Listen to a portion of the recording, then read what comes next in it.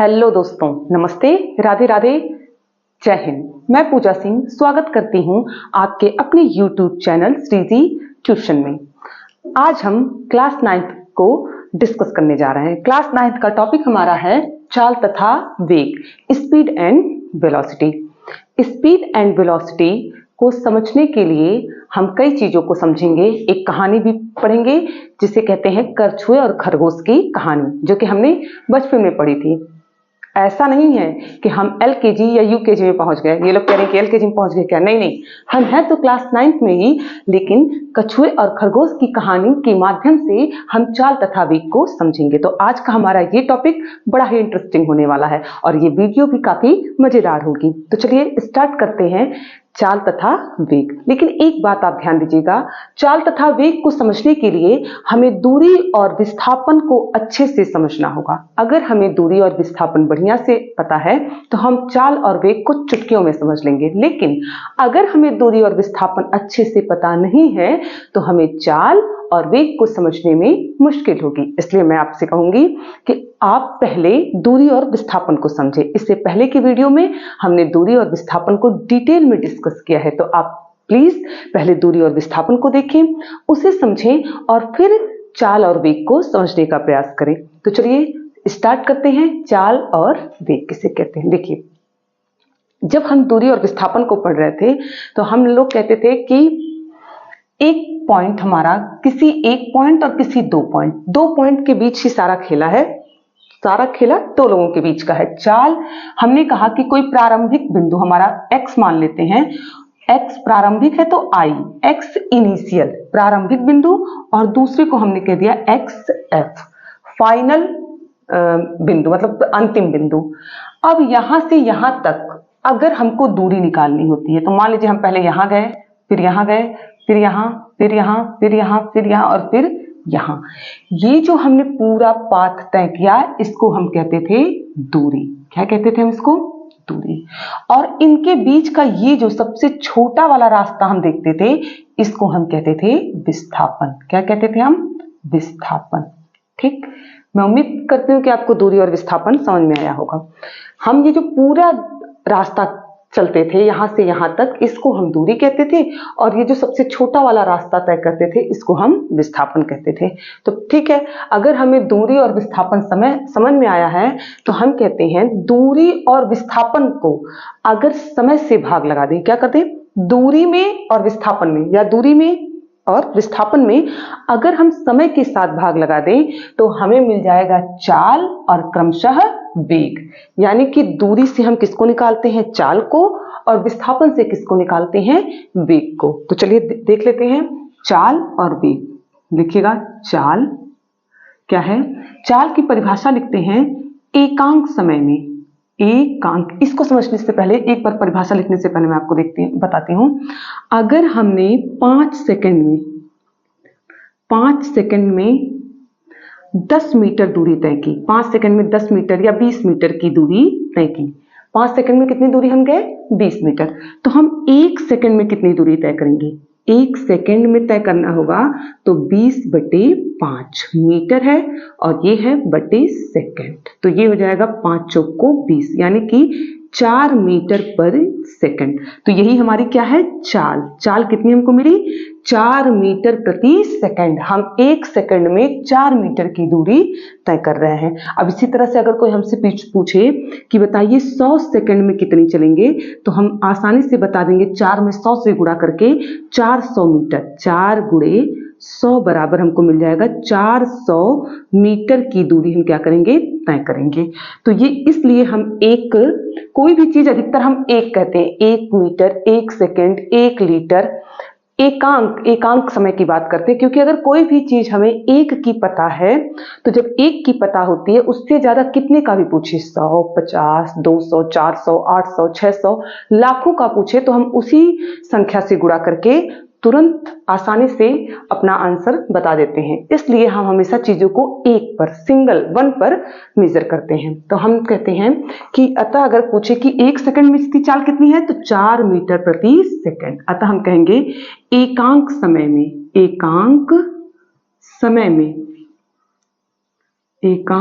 में तय की गई दूरी को चाल कहते हैं।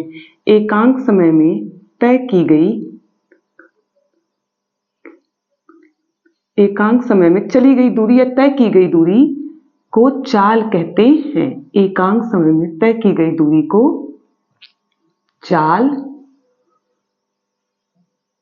कहते हैं। देखिए, एकांक समय में तय की गई दूरी को चाल कहते हैं। आगे हम देखते हैं चाल बराबर होता है, अभी भी आपने बताया क्या, जो पहले दूरी थी, दूरी तो हमारे पास थी ही, दूरी को हमने किससे भाग लगा दिया, समय से। कितने समय में कितनी दूरी तय की, इसी को हमने कहा चाल। अतः चाल बराबर क्या हो गया, दूरी बटे समय। ठीक, अब देखिएगा, यहीं से हम दूसरी चीज को पढ़ रहे थे, विस्थापन। विस्थापन क्या था, प्रारंभिक बिंदु और अंतिम बिंदु। प्रारंभिक बिंदु से अंतिम बिंदु की ओर चलते हैं हम, और प्रारंभिक और अंतिम बिंदु के बीच के रास्ते को ही, सबसे छोटे रास्ते को हम क्या कहते हैं, विस्थापन। तो हम कहते थे विस्थापन। देखिएगा इधर, अगर हम यहाँ ये कह दें कि ये है हमारा विस्थापन, कुछ भी होगा, जितना भी दूरी हम चले किए होंगे कवर, विस्थापन। अगर विस्थापन को समय से भाग लगा दे, यानी विस्थापन बटे समय, विस्थापन बटे समय, इसे कहते हैं वेग यानी कि वेलोसिटी। वेग यानी कि वेलोसिटी। तो देखिए, आप परिभाषा में लिखेंगे, एकांक समय में तय किए गए विस्थापन को वेग कहते हैं। एकांक समय में, एकांक समय में तय किए गए विस्थापन को, एकांक समय में तय किए गए विस्थापन को वेग कहते हैं। वेग कहते हैं। तो यहां तक आपको समझ में आया होगा, यानी कि चाल, स्पीड को निकालने के लिए हमें डिस्टेंस की जरूरत पड़ती है, और वेलोसिटी को निकालने के लिए हमें डिस्प्लेसमेंट की। दोनों को टाइम से भाग लगाते हैं, कितने टाइम में कितनी डिस्टेंस कवर हुई उसे स्पीड कहते हैं, और कितने टाइम में कितना डिस्प्लेसमेंट कवर हुआ उसे वेलोसिटी कहते हैं। तो देखिएगा, एकांक समय में तय की गई दूरी को चाल तथा एकांक समय में तय किए गए विस्थापन को वेग कहते हैं। वेग बराबर विस्थापन बटे समय। अब इनके मात्रक देख लेते हैं। तो देखिए, दूरी है, दूरी का मात्रक होता है मीटर। आप लिखेंगे चाल का एसआई मात्रक, चाल का एसआई मात्रक। देखिए, अगर आपको पिछले वीडियो में याद होगा तो दूरी और विस्थापन दोनों के मात्रक एक ही होते हैं। तो दूरी का मात्रक, चाल का एसआई मात्रक निकालने के लिए हम लिखेंगे दूरी का मात्रक बटे समय का मात्रक। दूरी का मात्रक बटे समय का मात्रक। ये ऐसे है कि हम किसी दो व्यक्ति के बीच कह दें कि जैसे हम हैं वैसे वो है। जैसे हम हैं, आप में से कोई भी एक हो सकता है, जैसे हम हैं वैसे आप में से मान लीजिए आप, हम और आप बराबर हैं। इसका मतलब ये है कि हमारा जितना वजन होगा उतना ही वजन आपका होगा। तो सेम चीज, जब हमने ये कहा कि ये बराबर है चाल की, तो जो चाल का, जो इनका मात्रक होगा वही चाल का मात्रक होगा। तो दूरी का मात्रक होता है मीटर और समय का मात्रक होता है सेकंड। दूरी का मात्रक मीटर और समय का मात्रक सेकंड, अतः चाल का मात्रक होता है मीटर प्रति सेकंड। इसको ऐसे भी लिख सकते हैं, मीटर बटे सेकंड, या इसको ऐसे भी लिख सकते हैं, सेकंड को ऊपर ले जाएंगे तो मीटर सेकंड की पावर -1। ठीक, अगर इसका मात्रक हम सीजीएस पद्धति में लिखने जाएं, सीजीएस, सीजीएस में मात्रक, तो इसका मात्रक होता है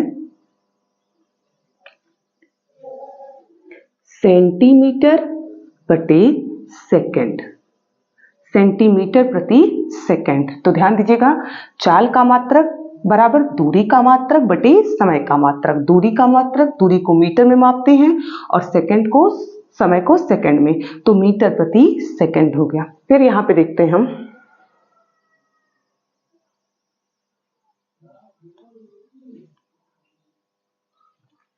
वेग के लिए तो हम लिखते हैं वेग का मात्रक, वेग का मात्रक,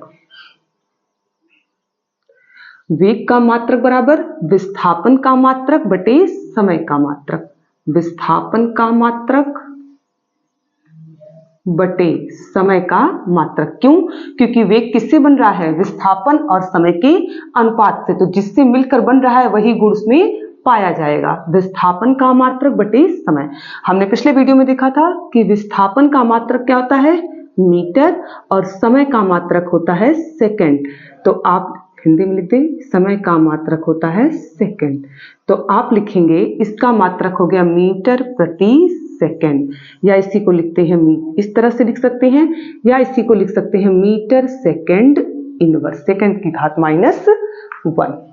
ये हो गया वेग का मात्रक। वेग का भी मात्रक अन्य पद्धति में यानी सीजीएस पद्धति में आप चाहें तो लिख सकते हैं सेंटीमीटर प्रति सेकंड।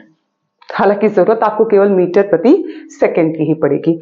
तो ये हमने समझा चाल और वेग। देखिएगा, चाल किसे कहते हैं, वेग किसे कहते हैं। चाल को निकालने के लिए हमें दूरी की जरूरत पड़ती है और वेग को निकालने के लिए हमें विस्थापन की जरूरत पड़ती है।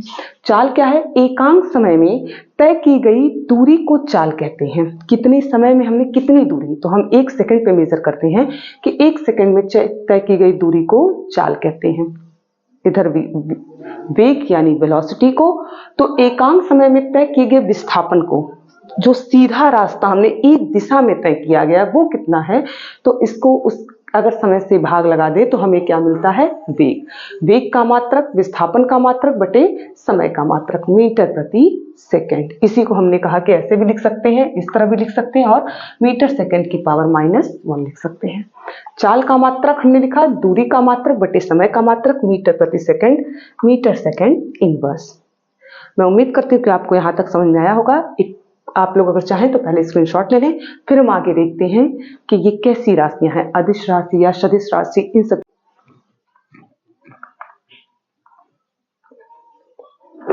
चलिए, चाल तथा वेग की हमने परिभाषा देख ली, इनके सूत्र देख लिए और इनके मात्रक देख लिए। अब देखते हैं, अभी भी चाल के सूत्र हमने लिखा था चाल बराबर दूरी बटे समय। ये दूरी ही हमें पूरी चीज समझाएगी। और वेग को हमने लिखा था वेग बराबर विस्थापन बटे समय। वेग बराबर विस्थापन बटे समय।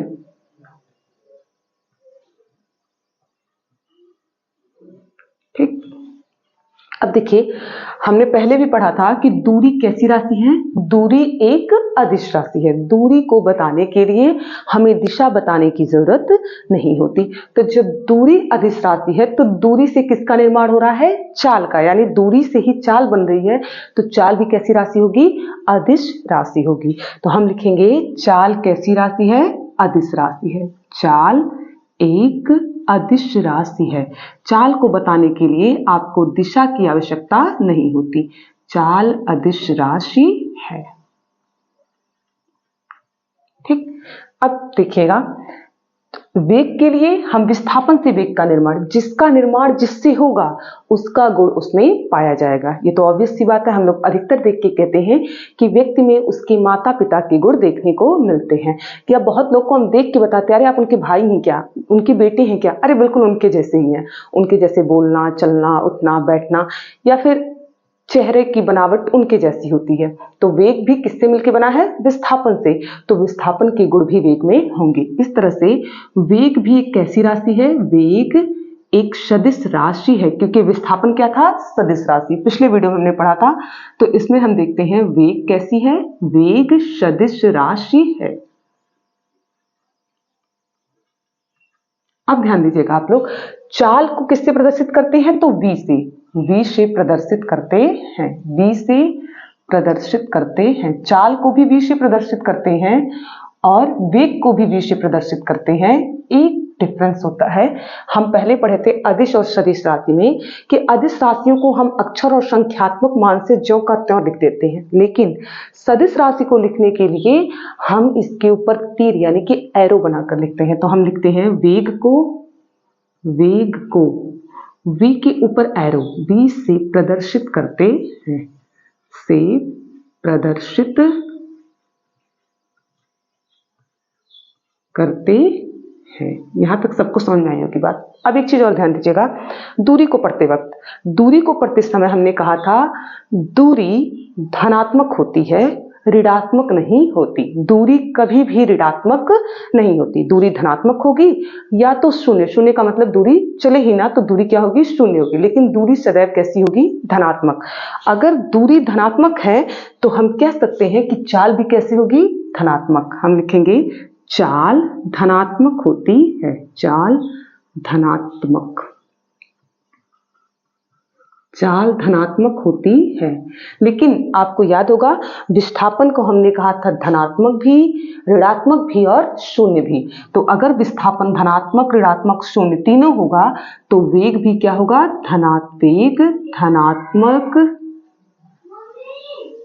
ऋणात्मक, वेग धनात्मक, ऋणात्मक तथा शून्य तीनों हो सकता है, तथा शून्य, ऋणात्मक तथा शून्य।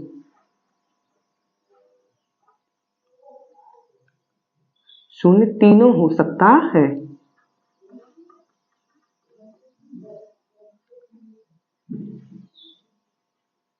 हो सकता है, ठीक। अब आप एक चीज और ध्यान दीजिएगा, चाल सदैव वेग से या तो बड़ी होगी या तो बराबर होगी।